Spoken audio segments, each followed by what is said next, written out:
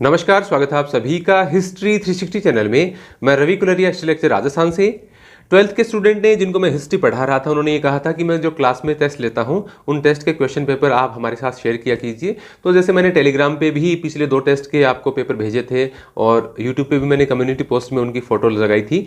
इसके अलावा स्टूडेंट ने ये भी कहा था कि अच्छे आंसर कैसे लिखें, आप जो टेस्ट लेते हैं उसके अकॉर्डिंग यदि कोई अच्छे आंसर आपके कोई स्टूडेंट लिखते हैं तो वो कॉपीज भी हमें दिखाइए। तो मैंने एक स्टूडेंट की कॉपी आज मैं यहाँ पर लेकर आया हूँ, जो मैं आपको दिखाने की कोशिश करूँगा कि कैसे आप खुले खुले और बेहतर तरीके से और इंपॉर्टेंट पॉइंट्स को हाईलाइट करते हुए आप अपने आंसर लिख सकते हैं। तो आप इस कॉपी को देखिए आज। तो ये कॉपी है हमारे स्कूल की एक स्टूडेंट निकिता की, और पिछला टेस्ट जो मैंने टेलीग्राम पे शेयर किया था और यूट्यूब पे भी कम्युनिटी पोस्ट किया था, जो दूसरा और तीसरा चैप्टर था, 50 नंबर का वो टेस्ट था और इसने 50 में से 48 अंक प्राप्त किए हैं।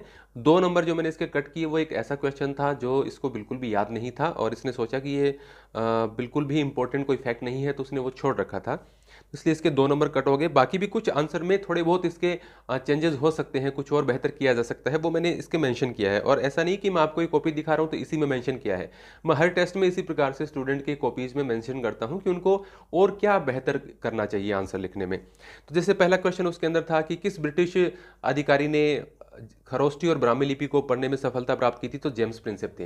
तो छोटे क्वेश्चनों में तो आप देख सकते हैं, कम से कम एक लाइन की जगह तो आपको बोर्ड की कॉपीज़ में भी छोड़नी चाहिए। और देखिए इसकी हैंडराइटिंग भी काफ़ी अच्छी है और छोटे जो क्वेश्चन हैं वो सारे इसके बिल्कुल सही हैं। प्रश्नों को देखने के लिए आप हमारा जो पिछला पोस्ट है टेलीग्राम पे मेरा जो किया हुआ फोटो भेजी वो देख सकते हैं, कम्युनिटी में मैंने भेजा है। फिर भी किसी स्टूडेंट को नहीं मिला हो तो वो टेलीग्राम पर मुझे मैसेज कर सकता है। और इसके और क्वेश्चनों के आंसर दिखाऊँ, मैं बड़े क्वेश्चन के आंसर भी आपको दिखाऊंगा। वैसे राजस्थान के अकॉर्डिंग बात करें तो इन 2 चैप्टर्स में से ज़्यादा 3 नंबर के ही क्वेश्चन थे एक चैप्टर में, तो वो मैंने दिए हैं।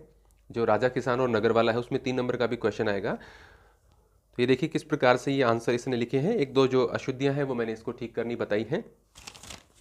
फिर उसके बाद में ये देखिए मुद्रा शास्त्र किसे कहते हैं, उसका एक क्वेश्चन था 2 नंबर का।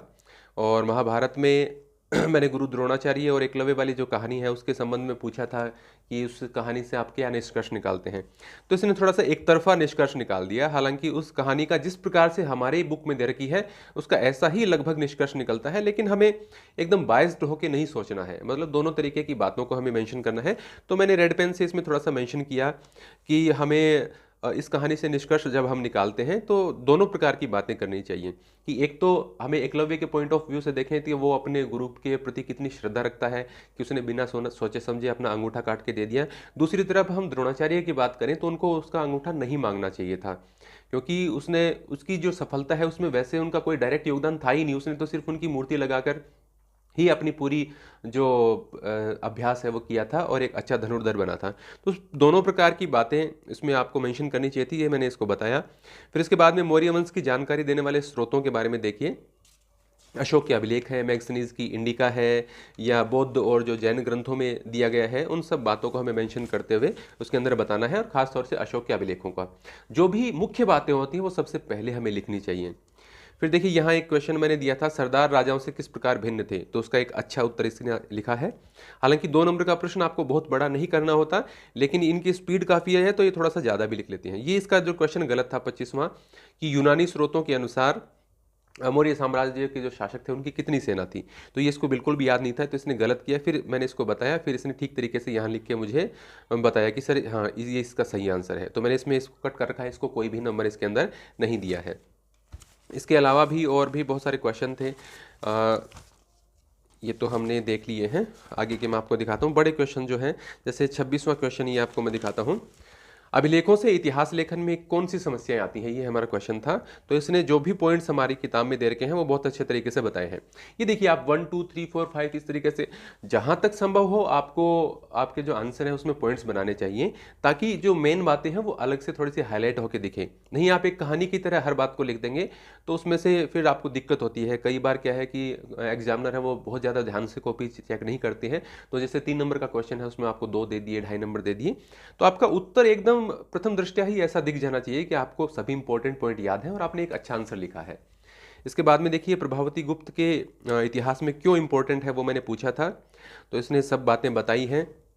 उसके शासन संभालने वाली बात, वाकाटक वंश में जब उसका विवाह हुआ था, वो किस प्रकार से गुप्त साम्राज्य की चंद्रगुप्त की बेटी थी, वो सब बातें मैंने इसको समझाई हुई थी, आप इनकी बुक में भी, और उन्होंने पूरा वो याद रखा है। और उसके द्वारा किए गए भूमिदान वगैरह, और एक भूमिदान का अलग से टॉपिक भी हमारे दे रखा है उसके अंदर, तो वो सब बातें इसने मेंशन की हैं।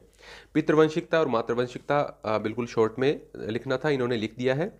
फिर उसके बाद में जातियों को वर्णों में विभाजित करने में ब्राह्मणी व्यवस्था को किन समस्याओं का या किन चुनौतियों का सामना करना पड़ा, तो इसने लगभग सारी बातें मेंशन कर दी हैं। जैसे स्वर्णकार हैं, उनको किस में शामिल किया जाए, किस वर्ण में, वो उनको दिक्कतों का सामना करना पड़ा, या कुछ और नई जातियां जो शुरुआत में नहीं थी उस व्यवस्था के अंदर, उनको उसमें शामिल करना, खासतौर से व्यापारी वर्ग के कुछ जो हिस्से हैं उनको कैसे किस वर्ण में शामिल किया जाए, तो उसमें मुश्किल आती थी, उससे जुड़ी हुई बातें इन्होंने यहाँ पर बता दी हैं। ये जो जुड़े हैं इसमें छोटे ऊ की मात्रा आएगी, ये इस प्रकार की जो बातें हैं। मान्यता शब्द इन्होंने गलत लिख रखा है, तो हिंदी में इनमें नंबर कट जाते हैं इस प्रकार की बातों के। और हिंदी के हमारे 2 पेपर होने वाले हैं, हमारे स्कूल की मैं बात करूँ, क्योंकि हिंदी लिटरेचर एक सब्जेक्ट है, तो इसलिए मैं ये गलतियाँ भी यहाँ पर निकालता हूँ इनकी।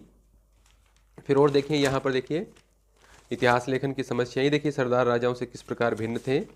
और जो क्वेश्चन इनके दिखाता हूं मैंने यहाँ पर लास्ट में इन्होंने लिखे हैं, यहाँ से ये लास्ट में जो दो मैंने बड़े प्रश्न दिए थे 3-3 नंबर के, क्योंकि अब की बार राजस्थान में 4 नंबर से जो ज़्यादा बड़े प्रश्न ये इस प्रकार के आने नहीं हैं। तो इसमें मैंने ये एक क्वेश्चन पूछा था कि मौर्य साम्राज्य एक इम्पोर्टेंट साम्राज्य था, जिस प्रकार से पुस्तकों में मेंशन किया हुआ रहता है, तो क्या वास्तव में वो इतना इम्पोर्टेंट था? तो उसने उसके पक्ष और विपक्ष में दोनों प्रकार की बातें लिखी हैं कि मौर्य साम्राज्य को इतना महत्वपूर्ण क्यों माना जाता है, और मौर्य साम्राज्य को इतना महत्वपूर्ण क्यों नहीं माना जा सकता, क्यों नहीं मानते हैं कुछ इतिहासकार इतना महत्वपूर्ण। वो दोनों ही बातें इसने अच्छे तरीके से लिखी हैं, लेकिन इसने काफ़ी बड़ा लिखा है, तो मैंने इसको बताया भी है कि नीचे कि 3 नंबर का प्रश्न है, वो इतना बड़ा भी आपको लिखने की आवश्यकता नहीं है। आपके पास समय कम हो तो आपको थोड़ा छोटा लिख देना चाहिए, उसमें आपके अंक नहीं कटेंगे। इसके अलावा एक बड़ा क्वेश्चन यहाँ पर यह भी था कि मौर्य साम्राज्य के विस्तार के बारे में और उनकी जो प्रशासनिक व्यवस्था है उसके बारे में बताइए। तो उसने मौर्य साम्राज्य के विस्तार के बारे में भी बताया है कि कैसे पश्चिम में बलूचिस्तान प्रांत और अफगानिस्तान तक उनका साम्राज्य था, दक्षिण में कर्नाटक तक था, पूर्व में भी था, और उसके जो 5 राजनीतिक केंद्र हैं उसकी राजधानी पाटलिपुत्र से लेकर और जो 4 प्रांतीय केंद्र हैं उसके बारे में उसने ठीक तरीके से बताया है। और देखिए, ऐसे पॉइंट बनाकर बताने से अच्छा लगता है। फिर उनके जो ये केंद्रों का चयन कैसे करते थे, और उनकी प्रशासनिक व्यवस्था में बारे में देखिए, सैनिकों की व्यवस्था के बारे में, प्रतिवेदकों की नियुक्ति के बारे में, ये सारी बातें इसने बिल्कुल ठीक तरीके से लिख रखी हैं। तो ये इसने क्या है कि कॉपी इस प्रकार से बनाई है कि सही पेज यहाँ पर मुझे छांटने में थोड़ी सी दिक्कत आ रही है, लेकिन लगभग मैं आपको दिखा देता हूँ।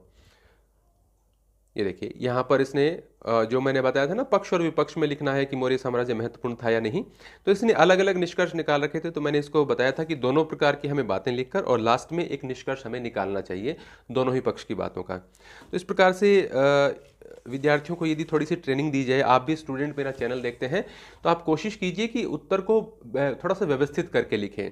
जो मेन पॉइंट्स हैं वो आपके मतलब प्रथम दृष्टया कोई भी आपकी पूरी कॉपी है, वो बड़े प्रश्न को एक एक लाइन को नहीं पढ़ेंगे एग्जामिनर, क्योंकि उनके पास काफ़ी कॉपीज होती हैं, 400-500 कॉपीज राजस्थान में एक एग्जामिनर को दी जाती हैं।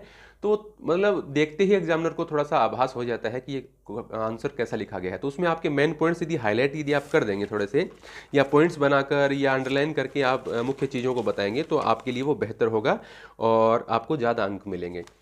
तो ये मैंने दिखा, कई स्टूडेंट ने बताया था कि सही उत्तर कैसे लिखें, तो उसके लिए एक सीरीज़ है। आगे भी मैं जो टेस्ट लूँगा उन टेस्ट में मैं कौन से क्वेश्चन देता हूँ वो भी मैं आपको दिखाता जाऊँगा, और जो विद्यार्थी कक्षा में हमारे अच्छे आंसर लिखेंगे वो भी मैं आपको दिखाने की कोशिश करूँगा। क्या इस वीडियो से आपको हेल्प मिली है? आप कमेंट जरूर किया कीजिए और ज़रूर बताइए कि क्या आपको मैं जो टेस्ट शेयर करता हूँ उसके क्वेश्चन से हेल्प मिलती है, या इस प्रकार से आपको कॉपीज़ देख के कुछ मदद मिलेगी। इसके बारे में आप मुझे ज़रूर बताना। और हमारे जो टेस्ट पेपर वगैरह है वो मैं टेलीग्राम चैनल में भेजता रहता हूँ, तो आप हमारा टेलीग्राम चैनल ज्वाइन कर सकते हैं, जिसका लिंक मैं डिस्क्रिप्शन में दे दूँगा। Thank you.